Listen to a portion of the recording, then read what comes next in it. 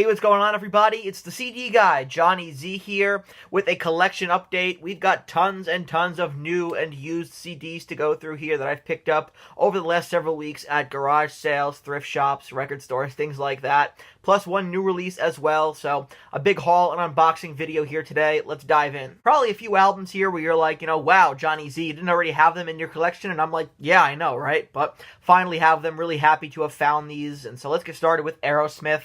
Picked up a few from them. We've got their debut record here, self-titled, 9 Lives. Great album here with Rocks, Toys in the Attic, and lastly here, Get Your Wings. And in my opinion, these are all essential Aerosmith records. Their debut, the band are still trying to find themselves, right? So, you have some moments there where the band are still trying to figure things out. But in general, some really good early Aerosmith there. Toys in the Attic, of course, a classic. So is Get Your Wings. That's really where they found themselves on that record. Rocks made an appearance in the video I did the other day, counting down 10 perfect rock albums with no skips on them. So, yeah, picked that one up the other day and already made it into a video, so happy about that. And 9 Lives. This is a really underrated record, in my opinion. Doesn't get talked about in the upper echelon of the Aerosmith catalog, but I really dig it, especially the track The Farm, one of my favorite Aerosmith songs of all time. So, get ready for that Aerosmith ranking, coming soon enough. Next up, we've got 2 from Jethro Tull here, 2 thrift store finds, and, 2 back-to-back classics with A Passion Play and Thick as a Brick. Both of these records, you have, one continuous piece of music on each respectively, and, a lot of, tongue-in-cheek British humor there as well, but the musicianship is phenomenal on both of these records, and I've been listening to Thick as a Brick just nonstop since I picked this up, and obviously I heard the record before, but it's a whole different thing to have it and actually own it on CD, and so you discover different things, every time you listen to it, right?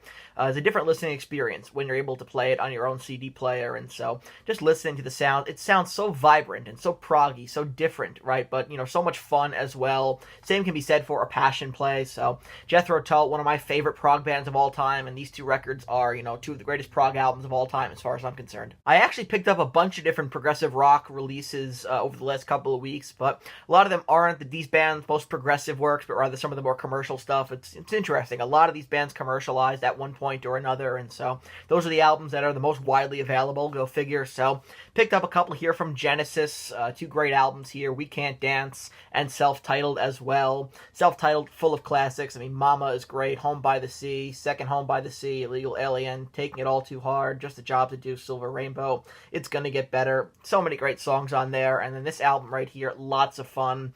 We Can't Dance, the final with Phil Collins before his departure from the band in 1996 to focus solely on his solo career. And this is, Phil Collins fully locked in with the band here, fully engaged, and doing some of his best work lyrically, I think, on this record. And also you do have some, some fun tracks as well, right? Jesus He Knows Me specifically, one of my favorite Genesis songs of all time. And ironically, I found this CD at a church sale where they were selling a bunch of CDs, but Jesus He Knows Me on here is great, right? You got No Son of Mine, Driving in the Last Spike, I Can't Dance, Never a Time, Dreaming While You Sleep, Tell Me Why, Living Forever, Since I Lost You, Hold On My Heart, Fading Lights to close things out. You do have some more progressive, longer tracks on here, but mostly this is, some more commercial Genesis, but still really good stuff. 2 here from Yes, we've got Fragile and then 90125, and, first I want to talk about Fragile. I mean, this is great stuff. Proggy Yes is the best Yes, in my opinion, released in 1971 and then in the US in 1972,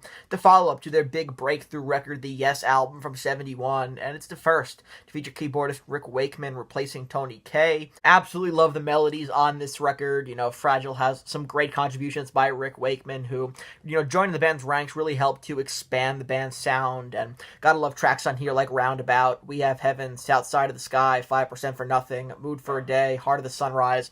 Great stuff. And then fast forward to 1983 to a very different era of the band here with the very commercial 90125. It's a very 80s record. Of course, you have Owner of a Lonely Heart on here, which I'm sick to death of hearing. I'll probably skip it when listening to this album on CD. But you've got some other great stuff on here that doesn't get talked about nearly as much, like Hold On, It Can Happen, Changes, Cinema, Leave It, Our Song, City Love, and Hearts. And so this is a great album. Obviously very different from their early progressive stuff here, right? This is the band in their commercial phase. Like I said, a lot of, prog bands went through that era.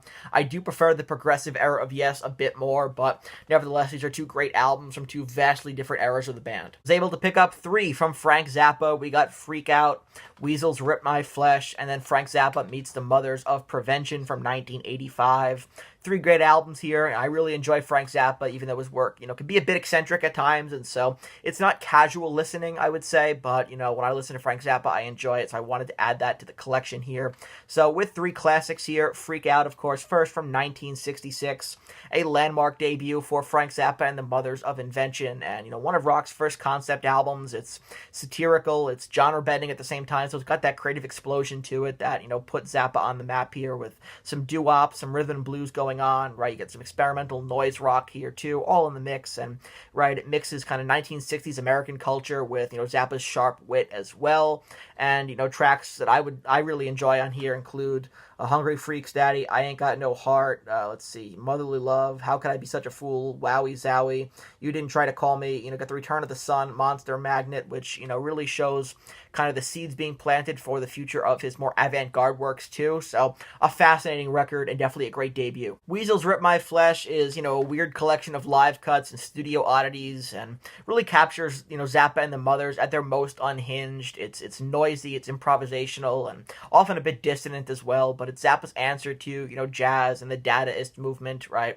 Comedy as well here, and it's not an easy listen. Like I said before, his albums are very eccentric, and so for me, not casual listening, but, I love that he's able to create art out of chaos, and that's what he does really well here on Weasels Rip My Flesh, a reason why I enjoy it so much. And with Zappa Meets the Mothers of Prevention here, it's a very rebellious record, this is his answer to the mid-80s PMRC, panic going on, right? The Mothers of Prevention is a digital age, I'd say manifesto of sorts, blending, these synth-heavy compositions with, Zappa's outrage towards the entire PMRC controversy, right? Really interesting sound collages on here of Senate hearings and Zappa's, razor-sharp editing, great instrumentals on here as well, and so it's great. It's a great record in the sense that it's a definite time capsule of the time that it came out, and so I enjoy it for what it is. I think it's really cool, and, again, Zappa was one of the musicians who stood up to the PMRC, and so that makes Zappa all the more cool, right? And so this album here definitely represents that time period in its history really well. Let's move on to some more traditional stuff here with the Traveling Wilburys Volume 1. First record here released by the massive supergroup of George Harrison, Jeff Lynne, Bob Dylan, Roy Orbison, and Tom Petty, released in 1988. You guys can see the guys on the front here.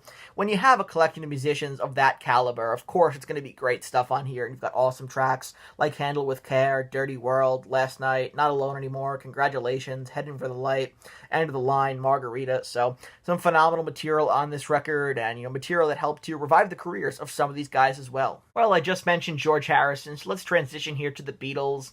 Picked up the Beatles Anthology Volume 2, and that completes my anthology collection. I not only have the anthology on VHS, which I need to transfer over to DVD at some point, but I now have all 3 of the Beatles Anthology on CD, which is really cool. Some really interesting collections here of not just studio tracks, but outtakes, demos, early versions of songs, live material as well. So love that. I think it's a very comprehensive track listing full of material, and I needed Volume 2 just to round out the 1 and the 3 here. So now I have all 3, and I think that's all I need for my Beatles collection now. I've got all the studio albums, I've got a lot of the live stuff.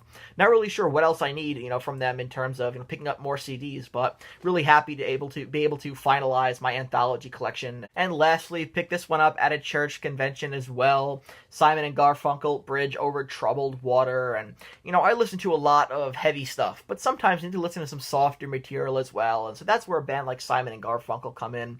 One of the best duos in rock history here, and this record, it's got folk elements to it as well, some blues, right? It rocks, it's poppy, lots of different, it's really a melting pot of different styles on here, and I love the vocal harmonies between, Paul Simon and Art Garfunkel as well, and some standout tracks on here, of course, Bridge Over Troubled Water, one of my favorite Simon & Garfunkel songs of all time. Cecilia is great. So Long, Frank Lloyd Wright. The Boxer, Baby Driver. The Only Living Boy in New York. Bye Bye Love. Song for the Asking as well. Phenomenal stuff here. Definitely a record that is full of timeless material. And again, I just think when Art Garfunkel and Paul Simon worked together, they made such magic together. And so maybe, a little bit different from some of the other albums I cover on the channel, but I'm also a big Simon & Garfunkel fan. And so I do really enjoy kind of the softer tone of their music that makes for a nice change in pace from a lot of what I do talk about usually on the channel. Time for what came in the mail. One new release here. The Revenge of Alice Cooper, the new album from the original Alice Cooper band, their first record together since Muscle of Love, all the way back in the 70s. It's been over 50 years, and finally we have this record here that I know people have been waiting a lot longer than I have for, but it's very cool to have, right, featuring the original band of Alice Cooper, Michael Bruce, Dennis Dunaway, Neil Smith, and you have guitar parts here from the late Glenn Buxton as well. And I saw this album get some mixed reviews upon its release. It definitely is able to capture the essence of the original band in parts, although I'd say it's kind of 50% sounds like an Alice solo record and then 50% sounds like an original band effort, but some really enjoyable stuff on here. I think it's a grower for sure, and it's a lot of fun, right? A great hard rock album here by, some absolute legends of the game, and, some great tracks. Black Mamba is great, Wild Ones, Up All Night's a lot of fun, so is Kill the Flies, Blood on the Sun, love that.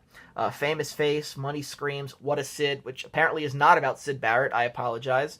Let's see, What Happened to You, I Ain't Done Wrong, and then See You on the Other Side. Great tribute at the end to Glenn Buxton. So is it on the level of $1 Billion Babies or School's Out or Killer, Love It to Death? No, but it's still a really fun record here from the original band, and I'm very happy to have it. So that wraps up this new CD haul and collection update for you guys. Just wanted to share some stuff I've picked up over the last couple weeks at garage sales, record shows, church conventions, stuff like that. Really happy with some of these additions to the collection, some that are long overdue as well. So wanted to share that with you guys here today. If you enjoyed this video, please give it a thumbs up, subscribe to the channel down below, turn on the bell for notifications so you don't miss a new upload, and let me know down in the comment section below what are some new pickups that you've recently added to your collection. I want to hear from you.